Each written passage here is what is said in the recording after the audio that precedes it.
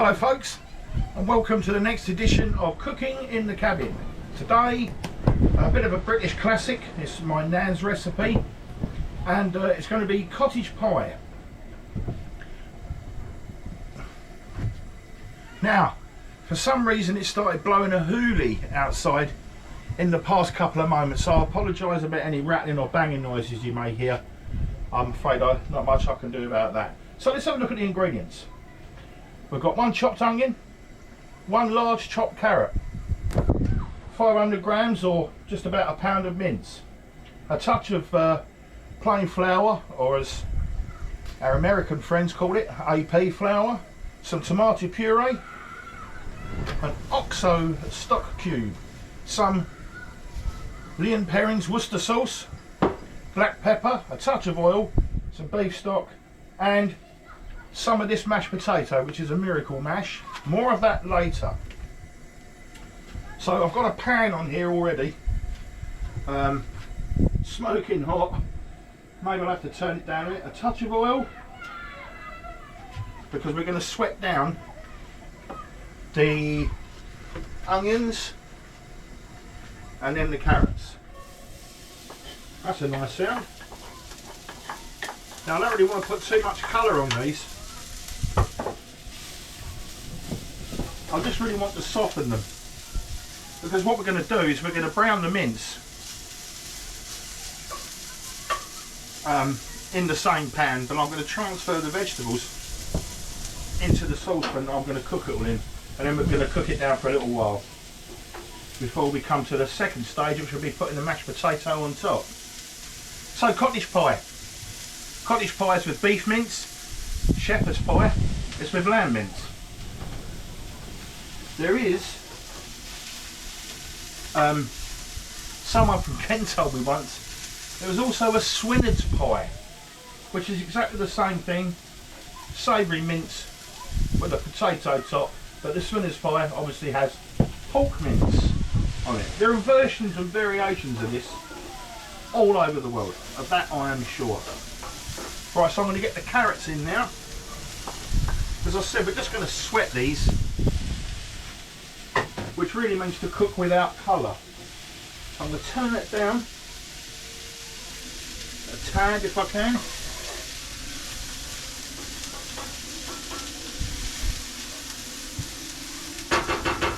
And let that sweat away. Now, I boiled a kettle just a short while ago and put a beef stock cube in here. Now, it's great if you've got your own beef stock, that's fantastic.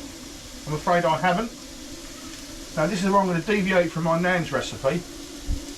I'm going to add a squirt, no more than a squirt, of tomato puree. I think adds just a touch of richness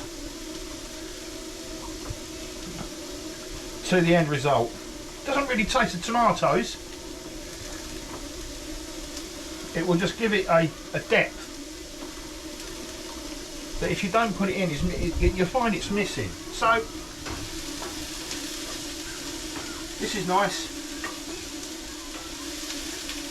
Now, while these are sweating down, I want to say a massive, massive, massive thank you to all the people that watched the first edition last week. It's had nearly 400 views, and I'm actually blown away. Thank you very much, and thank you for the people that have subscribed. Thanks for the lovely messages. Messages from people I know. Message from a fella in America. Message from a guy in Australia. Thank you very much. Really means a lot to me. So, these are sweating down nicely. Of course, this is a very basic recipe I'm using here. This is my tried and tested recipe. You can, if you want, add all sorts of herbs, different spices. Sky's the limit really, but these two cottage pies, I nearly did it myself, these two cottage pies aren't for me, believe it or not. I will be tasting it and make sure it's fine. However, I have promised them to someone else, That's the way it goes. So, in the meantime, I'm going to let these sweat down a little bit more, and I'll bring you back when it's time to brown the mince and do the next stage. Right, I've transferred the carrot and onion to a saucepan, and now it's time to it's time to brown the mince. Now what I'm using here is it's a 20% fat to mince ratio. I'm going to render some of the fat out. I'm not going to include it all, but we will need some to make a slight roux, in which we will thicken the gravy. What we're going to thicken the gravy with for the cottage pie. So it's just a question now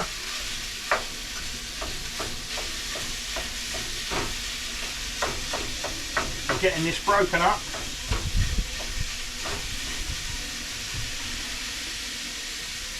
Touch more heat. I must admit I'm quite impressed with this Haugen cast iron frying pan. It came pre-seasoned. I've probably used it a dozen times now. I broke my other one, I dropped it and it smashed it into 100 pieces. This came pre-seasoned, and after half a dozen uses, with careful cleaning and just a touch of re-seasoning, it's completely non-stick. Completely non-stick. Great bit of kit. So I'm just gradually going around. God, that wind! Breaking the mince up.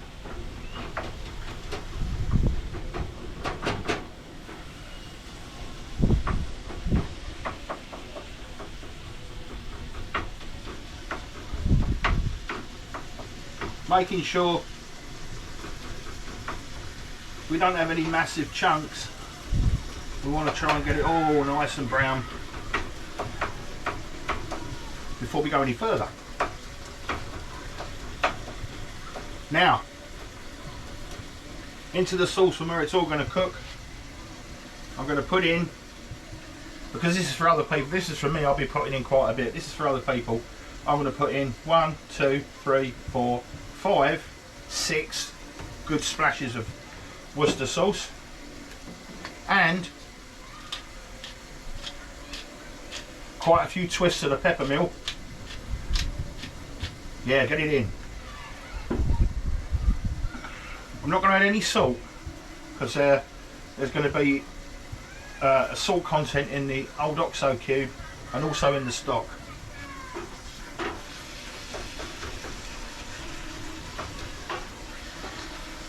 You can always add salt,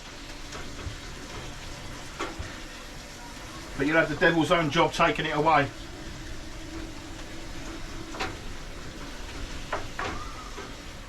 Okay, so that's going to take another 5 minutes or so, and I will bring you back when it's ready to incorporate it in with the vegetables, and I'm going to deglaze the pan. Okay, the mince is nearly brown, so it's at this stage that I'm going to add the OXO stock cube. This is amazing stuff. It makes a very, if you're going to use it just to make the gravy, it doesn't exactly, it's not very inspiring gravy. It doesn't thicken anything, but crikey, does it add flavour, savouriness, real depth.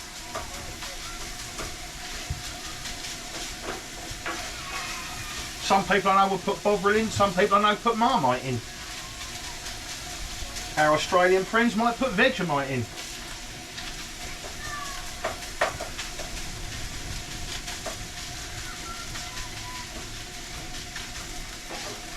Now I'm happy with that. So now I'm going to attempt, without spilling any, to get it into this saucepan. It doesn't matter if a tiny bit remains because we're going to deglaze. Well, we're going to make a roux, a slight roux, deglaze with some stock. That serves two purposes. We'll get all the remaining flavour out of the pan. And it will clean the pan too. So I've got just a touch of flour here, which I'm going to add to the pan. Just a touch, about a tablespoon, I suppose. There's some of the fat that I rendered out. That goes in.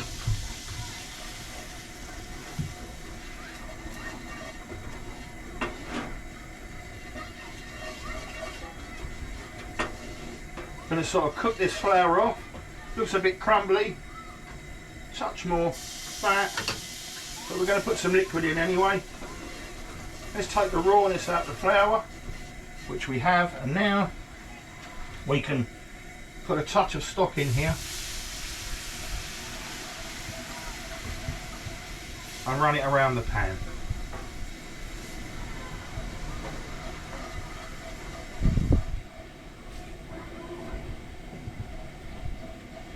I suppose if you had one, I haven't got one to hand, you could use a whisk. I'm going to put a touch more of that stock in. It's all going into the meat and veg anyway. And it's going to cook down for a while. So let's try and get rid of some of these lumps. As I said, it's all going to cook down. It won't be in the finished dish.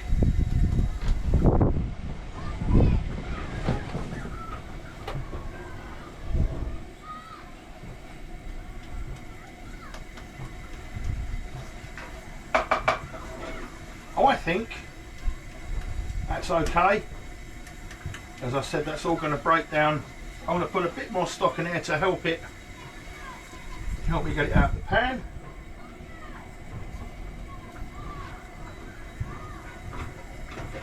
In it goes. I think I'm going to do that just once more to help clean the pan.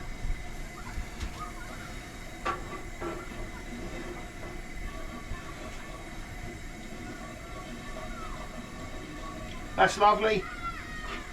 Now,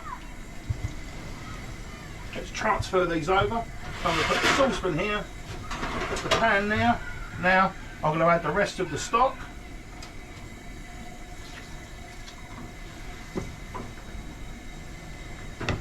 And we're going to let that simmer down,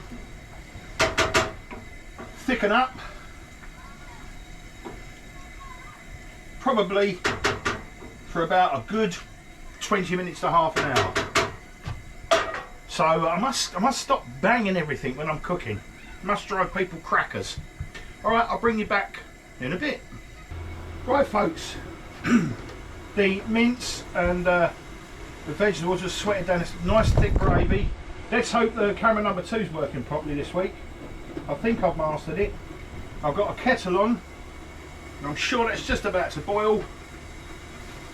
Go on, you can do it. Fantastico. Right. So, let me talk about this stuff. Now, I saw people using this in the camping and outdoor community, and the reviews are amazing. It's Haugen perfect mash. This is the buttery type.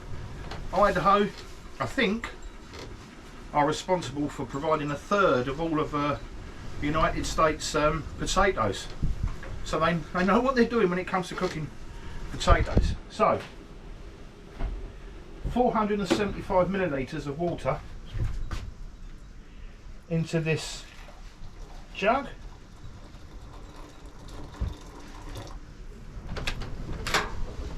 That's about there.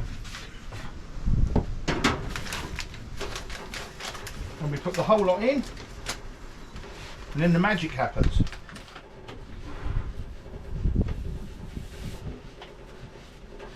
Because it looks at first as if, whoa, that's never going to thicken up.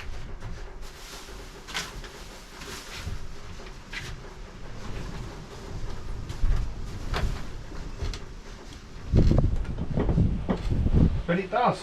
It's like magic. So what you do is you stir it, leave it for about a minute.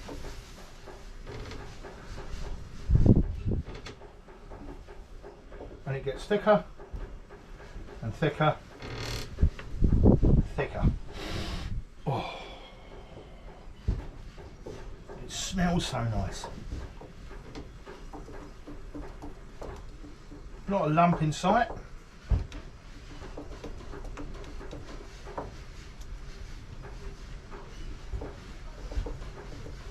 That is nice. So let's leave that, and we'll get one of the dishes that we're going to present it in. Let's get a clean one, shall we?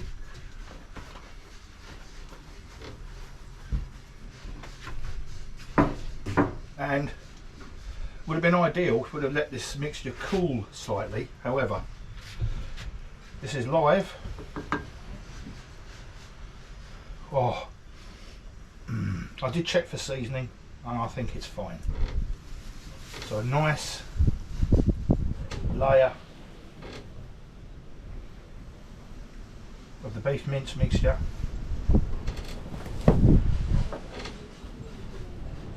Don't go too mad, otherwise it'll all bubble up through the mash. Now I think that's plenty in there for one hungry person, or two not so hungry people. So, as you can see, I maybe could have gone a little bit thicker with the mash, but I'm sure we're going to be alright. So now some people pipe it on, some people bang it on, some people do it up the other way. In other words, mash on the bottom, and that's brilliant when you're camping, but I'm going to try and emulate my grandmother, who did it like this. Gradually, patiently, hopefully, successfully.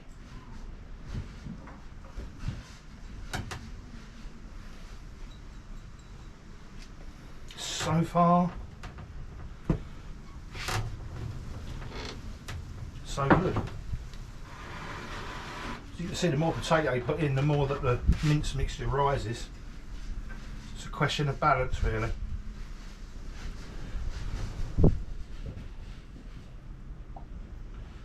And I think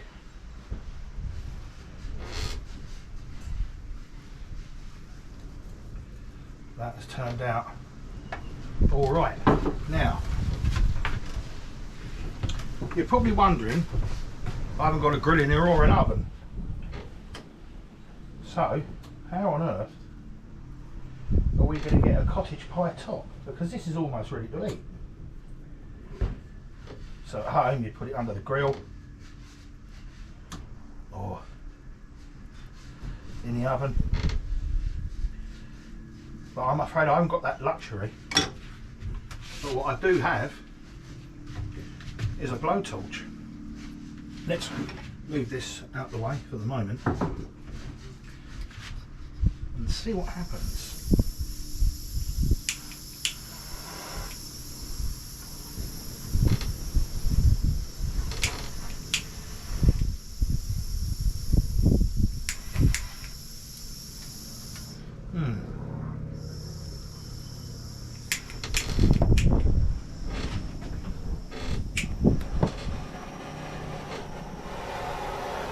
That's better. And we'll just lick a flame.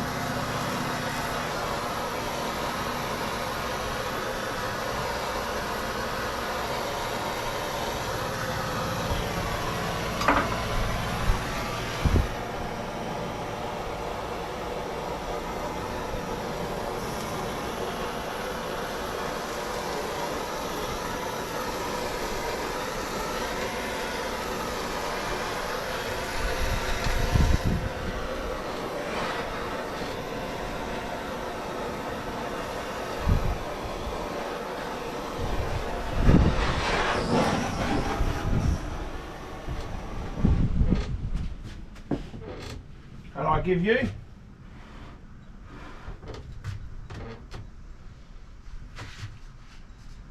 cottage pie. Now, I've got to go and deliver this now.